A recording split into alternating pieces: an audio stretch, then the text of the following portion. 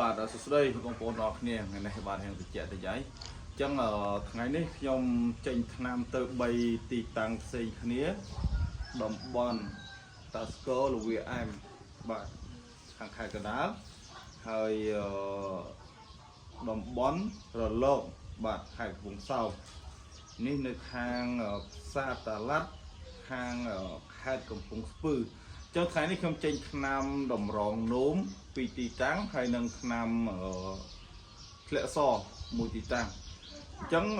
ដោយបងប្អូនបានឃើញចឹងមករយៈនេះខ្ញុំបាយភ័យ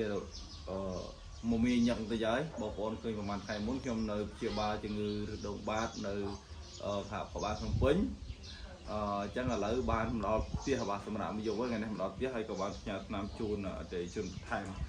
អញ្ចឹងសម្រាប់បងប្អូនដែលមានបញ្ហាជំងឺរលាកតម្រងនោមដោយខ្ញុំបានអះអាងនៅក្នុងវីដេអូមុនអញ្ចឹងថាថ្នាំរលាកតម្រងនោមខ្ញុំហ៊ានធានាព្យាបាលឲ្យជាបាទបានយកលុយនឹងបើសិនជាបងប្អូនមិនមានទំនុកចិត្តខ្ញុំហ៊ានទទួលព្យាបាលនៅផ្ទះខ្ញុំបាទខ្ញុំទទួលការហូបចុកនៅកន្លែងស្នាក់នៅតែម្ដងនោះសម្រាប់ជំងឺតម្រងនោម